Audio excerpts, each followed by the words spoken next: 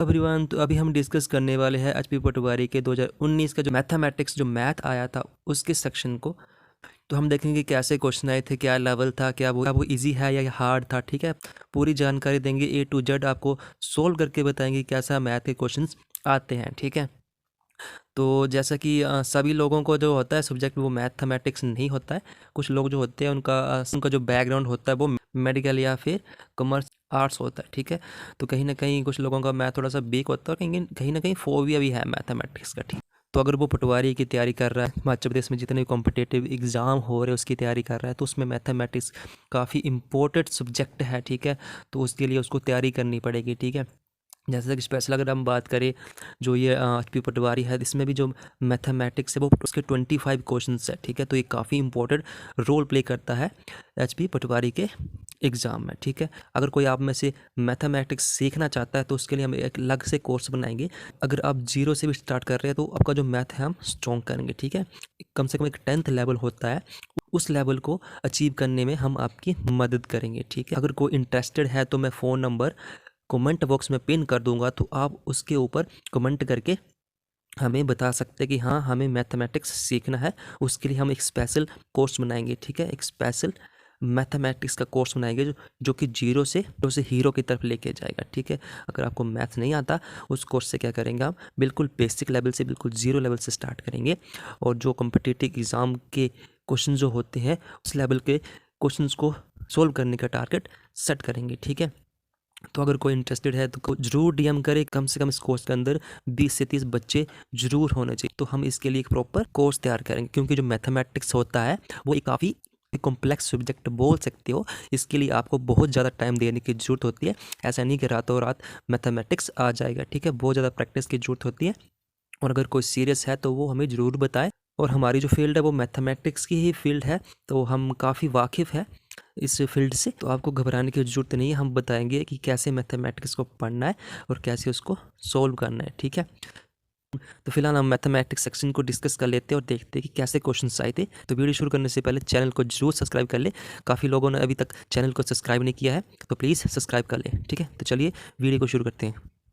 जैसे कि पहला क्वेश्चन देख रहे हैं, पूछा गया 2⁻0 मल्टीप्लाई 3⁻0 मल्टीप्लाई 4⁻0 इक्वल टू। ठीक है, ठीक है, तो इसका जो सही आंसर होगा वो फर्स्ट होगा, ऑप्शन नंबर ए जो होगा 1। क्योंकि एनीथिंग रेज टू पावर 0 जो होगा वो हमेशा 1 होता है। कोई भी संख्या ले लीजिए आप, 1 ले लीजिए, 2 ले लीजिए, 3 ले लीजिए, या 1000 ले लीजिए, 1000 ले लीजिए, 100 ले लीजिए, करोड़ ले लीजिए, अगर उसकी पावर 0 है तो वो हमेशा 1 के बराबर होता है। याद रखना, ये फर्स्ट कॉन्सेप्ट है, तो यही कॉन्सेप्ट इसके अंदर लगेगा। तो 0 रेज टू पावर कितना होता है 1, 3 रेज टू पावर कितना होता है 1, 4 रेज टू पावर 0 कितना होता है 1। ठीक है, तो 1 मल्टीप्लाई 1 मल्टीप्लाई 1 इक्वल टू 1 आ जाएगा, तो इसका आंसर क्या हो जाएगा 1। नेक्स्ट क्वेश्चन है the value of 5 plus 1/100 plus 5/1000 plus 51/10,000। ठीक है, तो ये भी इजी क्वेश्चन है, आपको मैं समझा देता हूँ इसका आंसर कैसे निकालना है। तो सबसे पहले जो 1/, में जितने भी है उनको डेसिमल में ले आना। ठीक है, दशमलव में ले आना है। तो मान लो जो 100 है उसको हम दशमलव में कैसे लाएंगे। ठीक है, इसको सबसे पहले हम एक एग्जाम्पल के साथ समझेंगे। तो मान लीजिए हम 250/100 को क्या करेंगे, दशमलव में बदलेंगे। ठीक है, तो दशमलव में बदलने के लिए क्या करते हैं, हम सबसे पहले देखते हैं कि नीचे कितनी जीरो है। तो नीचे 2 जीरो है, तो अगर नीचे 2 जीरो है तो ऊपर 2 नंबर के बाद हम दशमलव लगा देते हैं। ठीक है, तो इसका सही आंसर हो जाएगा 2.50। वैसे अगर बात करें 1/100 को हम दशमलव में बदलेंगे तो कैसे आएगा, इसका जो आएगा 0.01 आएगा। ठीक है, वैसे 5,000 को अगर हम बदलेंगे तो इसका आएगा, अब देखना ना जीरो कितनी है, पहले 5 फिर 0 0 और यहाँ पर 1 की जगह दशमलव आ जाएगा, तो 0.005 आ जाएगा। ठीक है, तो वैसे अगर हम 51/10,000 को बदले, ठीक है, तो देख लो 5 1 0 0 0, कितने जीरो है नीचे, 1 2 3 4, तो 1 2 3 4 आ गई है। तो अब दशमलव कहाँ लगेगी, इसके यहाँ लगेगी। ठीक है, तो ये इसका डेसिमल फॉर्म आ गई। ठीक है, तो अब हमें क्या करना है, इनको ऐड करना, जमा करना है। ठीक है, तो सबसे पहले हमारे पास है 5।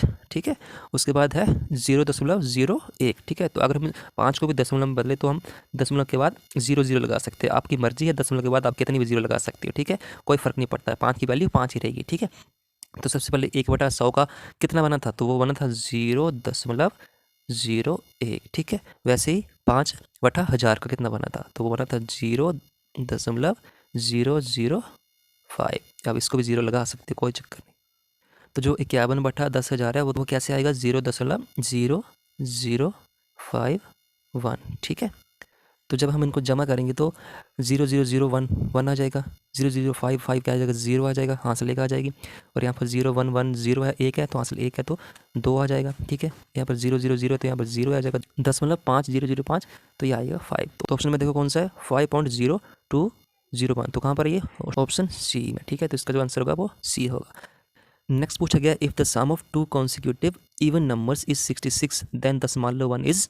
तो पूछा गया कि 2 क्रमांक सम संख्याओं का योग। अब सम संख्या क्या होती है या फिर इवन संख्या क्या होती है। तो इवन नंबर्स वे नंबर्स होते हैं जो 2 से डिवाइड करते हैं, ठीक है। अगर मान लो अगर ये 4 है, अगर हम बोले 4 क्या सम संख्या है, इवन संख्या है, तो हाँ है। क्यों है, क्योंकि अगर जब हम इसको 2 से भाग करेंगे तो ये प्रॉपर डिवाइड हो रहा है, ठीक है। अगर हम बोले कि 5 क्या सम संख्या है और उसको अगर हम 2 से भाग करें तो ये प्रॉपर डिवाइड नहीं हो रहा है, ये आ रहा है 2.5 करके आ रहा है। तो ये जो है सम संख्या नहीं है, पॉइंट में नहीं आनी चाहिए, एग्जैक्ट आना चाहिए। तो सम संख्या जो होती है वो होती है 2, 4, 6, 8 अप टू सो ऑन, ठीक है। सम संख्या इनको बोलते हैं, इवन नंबर इसको बोलते हैं। और जो ऑड होते हैं इनको छोड़ के 1, 3, 5, 7, ठीक है, इनको क्या बोलते हैं, विषम संख्या है, ऑड नंबर्स, ठीक है। तो अब पूछा गया 2 कॉन्जिक्यूटिव, ठीक है, क्रमांक मतलब लगातार संख्या को जोड़ने पर जो सम आएगा, जो योग आएगा वो आएगा 66।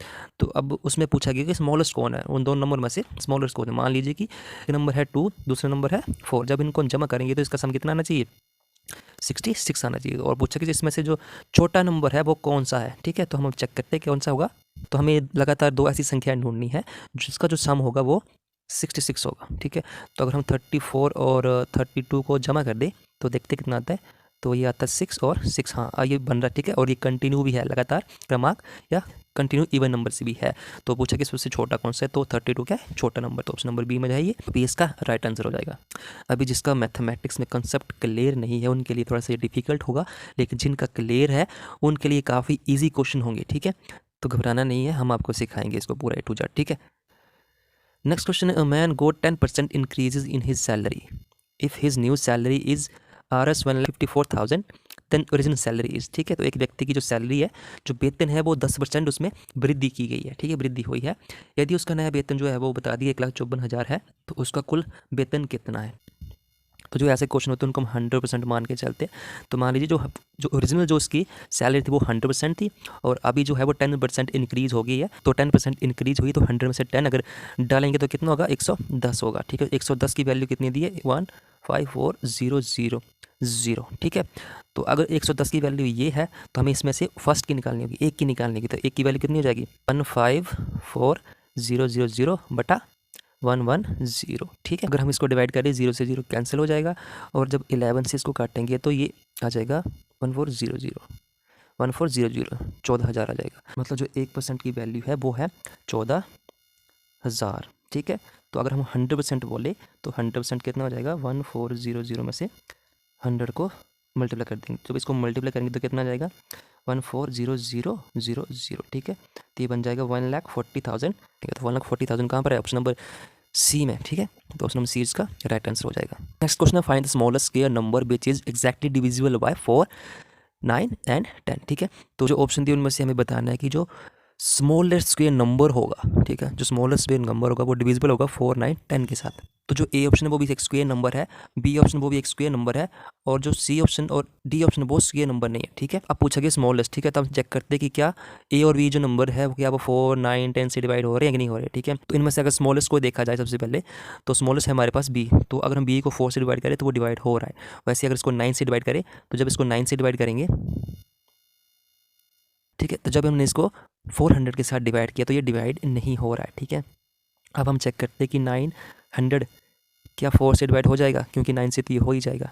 तो जब देखते हैं 900 को हम करते हैं पहले 4 से डिवाइड, ठीक है। जब डिवाइड करेंगे तो ये 2 आ जाएगा, आंसर लेकर आ जाएगी, यहाँ पर 10 बन जाएगा और 10 में से जब हम इसको काटेंगे तो 8 बचेगा और सर 2 बच जाएगा तो 0 है और 4 पाएँ, ठीक है। तो ये आ जाएगा, तो ये कट रहा है, ठीक है। तो 900 कट रहा है, तो 900 है वो 4 के साथ भी डिवाइड हो रहा है, 9 के साथ भी डिवाइड हो रहा है और 10 के साथ भी डिवाइड हो रहा है, ठीक है। तो ऑप्शन नंबर ए जो होगा इसका राइट आंसर होगा। नेक्स्ट क्वेश्चन है, if the radius of sphere is 2d upon 3 then its volume is, ठीक है। तो एक गोले का आयतन फाइंड करने को बोला गया जिसकी त्रिज्या दी है 2d अपॉन 3 दी है, ठीक है। तो जो गोले का आयतन का फॉर्मूला होता है वो होता है 4 अपॉन 3 पाई r क्यूब, ठीक है। तो यहाँ पर r की वैल्यू हमें दी है 2d अपॉन 3, ठीक है। अब यहाँ पर पाई में दिया आंसर, ठीक है, तो हम पाई की वैल्यू पुट नहीं करेंगे। 4 अपॉन 3 पाई और 2d3 2d3 और 2d3, इसको 3 बार लिख देंगे क्योंकि पावर क्या है 3, ठीक है। तो सभी मल्टीप्लाई में, तो सब क्या हो जाएंगे आपस में मल्टीप्लाई हो जाएंगे, ठीक है। 4 को 2 के साथ मल्टीप्लाई करो 8 हो जाएगा, 8 को 2 के साथ मल्टीप्लाई करो 16 हो जाएगा, 16 को 2 के साथ मल्टीप्लाई करो तो क्या आ जाएगा 32 आ जाएगा, ठीक है। वैसे डी को डी के साथ, फिर डी को डी के साथ 3 बार लगातार मल्टीप्लाई किया तो क्या आया डी की पावर 3 और साथ में इसके साथ पाई भी है, ठीक है। तो ऊपर क्या बन गया 32 पाई डी का पावर 3। तो नीचे भी कर लेते हैं इसको मल्टीप्लाई, 3 को मल्टीप्लाई किया 3 से क्या आया 9, 9 को मल्टीप्लाई किया 3 से क्या आया 27, 27 को मल्टीप्लाई किया 3 से क्या आया 81, तो नीचे क्या आ गया 81। तो देखते कौन सा ऑप्शन ठीक होगा, 52 अपॉन 81 कहाँ पर है ये है, ठीक है। तो ऑप्शन नंबर इसका राइट आंसर हो जाएगा। नेक्स्ट क्वेश्चन देखते हैं, राइट 2 3/2 इन परसेंटेज, ठीक है। परसेंटेज में इसको लिखना है, तो इसको परसेंटेज में कैसे चेंज करने, सबसे पहले ये जो टर्म है इसको हम भिन्न में बदलेंगे। तो इसको भिन्न में बदलने के लिए क्या करते हैं, जो नीचे 2 होता है इसको दूसरे 2 के साथ मल्टीप्लाई कर देते हैं और प्लस करते हैं 3 के साथ, ठीक है, और बटे में 2 लिख देते हैं जो कि है। तो जब इसको मल्टीप्लाई करेंगे तो ये 4 आ जाएगा, प्लस यहाँ पर 3 है और नीचे 2, तो क्या हो जाएगा ये 7/2। तो भिन्न में क्या लिख सकते हैं इसको 7/2।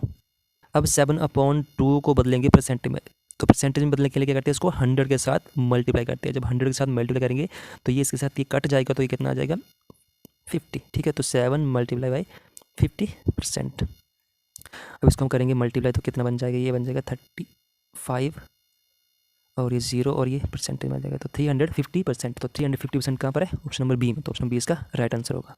नेक्स्ट क्वेश्चन है, अर्जुन की आयु श्रेया की आयु की दुगुनी है, 5 वर्ष पहले उनकी आयु श्रेया की आयु की तिगुनी थी, दोनों की आयु ज्ञात करिए, ठीक है। सबसे पहले बोला गया अर्जुन की आयु श्रेया की आयु की दुगुनी है, ठीक है। तो मान लेते हैं अर्जुन की आयु ए है और जो श्रेया उसकी आयु एस है, ठीक है। तो फर्स्ट लाइन बोलते हैं अर्जुन की आयु श्रेया की आयु की दुगुनी है, तो अर्जुन की आयु ये ए है और श्रेया की आयु दुगुनी है, मतलब 2s आ गई, ठीक है। 5 वर्ष पहले उसकी आयु श्रेया की आयु की तिगुनी थी, तो 5 ईयर पहले, 5 साल पहले, मतलब अभी जो एज है उसमें से 5 माइनस कर देना है, ठीक है। तो श्रेया की 5 ईयर माइनस कर देंगे तो कितनी थी, तिगुनी बोल दी इसने, तिगुनी बोल दी, ठीक है।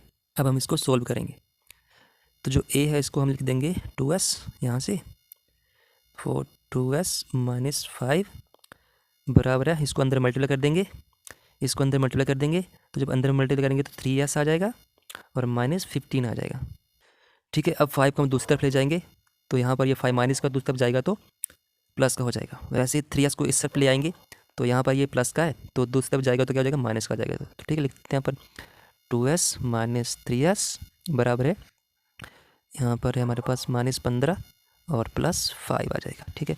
जब इसको माइनस करेंगे तो माइनस का s आ जाएगा और दूसरी तरफ माइनस का 10 आ जाएगा, दोनों तरफ माइनस माइनस कैंसिल हो जाएगा, तो जो s की वैल्यू वो क्या आ जाएगी 10 आ जाएगी, ठीक है। तो जो 5 साल पहले जो श्रेया थी उसकी आयु कितनी थी 10 थी, तो 5 साल पहले श्रेया की एज कितनी थी 10 साल, ठीक है। तो वर्तमान में कितनी हो जाएगी 15, ठीक है। तो आपके वर्तमान में क्या बोल रहा है, अर्जुन की आयु श्रेया की आयु की दुगनी है, तो अर्जुन की ये है, श्रेया की 15 है, तो 2 × 15 कितनी हो जाएगी 30। तो अर्जुन की आयु है 30 और श्रेया की आयु है 15, तो 30 और 15 कहाँ पर है, तो 30 और 15 ऑप्शन नंबर सी में हो, ठीक है।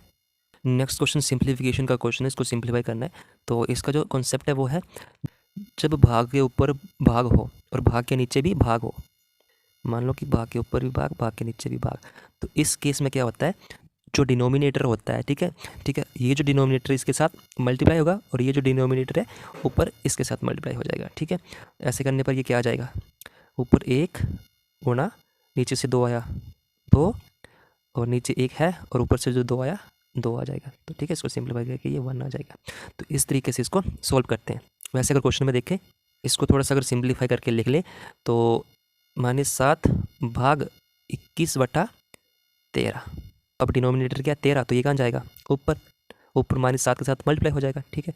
तो -7 13 और नीचे 21, अब 7 से 21 कैंसिल, कितना होगा 3 आ जाएगा, ठीक है। तो क्या आ गया -13/3। तो देखते हैं -13/3 कहाँ पर है। तो -13/3 कहाँ पर है, ऑप्शन नंबर बी में। यदि 567 को 567 से भाग दिया जाए तो भागफल क्या होगा। सिंपल भाग करने को बोला है, ठीक है। अगर 567 ठीक है, 3 जोड़े इसके को भाग करना है 567 के साथ, तो इसका भागफल क्या आएगा। तो सिंपल भाग करना तो आता ही होगा। तो 567 को 1 से करेंगे तो यहाँ 1 आ जाएगा, और ये कट रहा है दोनों, ठीक है, ये 0 आ जाएगा। फिर ये करते हैं नेक्स्ट 5 को हम नीचे उतार देते हैं, तो नेक्स्ट से कटेगा नहीं, तो नेक्स्ट को भी उतारना पड़ेगा, नीचे वाले को, इसको भी उतारना पड़ेगा। तो जब इसको उतारा तो यहाँ पर क्या आ जाएगी, 0 0 आ जाएगी, ठीक है। तो अब ये 1 से कट जाएगा, तो 1 से कट जाएगा तो इसको 5 6 7 लिख देंगे, ये फिर से कट जाएगा। फिर से अगर हम इसको उतारेंगे 5 को, फिर से इसको उतारेंगे 6, इसको उतारेंगे 7, तो फिर से 2 0 0 लग जाएंगे, ठीक है। वो 5 6 1 को एक बार फिर से मल्टीप्लाई कर देंगे तो 1 आ जाएगा। तो 1 0 0 1 0 0 1, तो ये कहाँ पर ऑप्शन नंबर सी में इसका राइट आंसर हो जाएगा, ठीक है। तो वीडियो काफ़ी लंबी बन रही है क्योंकि मैथमेटिक्स है और उसको सोल्व करना पड़ता है। तो नेक्स्ट जो क्वेश्चन है उसको मैं अलग से पार्ट बना दूंगा, तो आप उसको जरूर देख लेना, ठीक है। इजी क्वेश्चन थे, सोल्व भी हो रहे हैं, अच्छे से हो रहे हैं सोल्व, और काफ़ी लेवल जो इसका आसान है, हाई लेवल नहीं है। जिसको मैथ आता है वो समझ रहा होगा, और जिसको नहीं आता, थोड़ा कमज़ोर है, तो उसके लिए थोड़ा सा डिफिकल्ट बन रहा होगा, लेकिन क्वेश्चन काफ़ी ईजी है। अगर आप स्टडी करोगे तो आपको क्वेश्चन सोल्व कर पाओगे, ठीक है। तो फिलहाल इस वीडियो में इतना ही। चैनल को सब्सक्राइब कर ले, और जो नेक्स्ट वीडियो आने वाली है उसको भी जरूर देख लेना, ठीक है। तो मिलती है अगली वीडियो में। Thank you.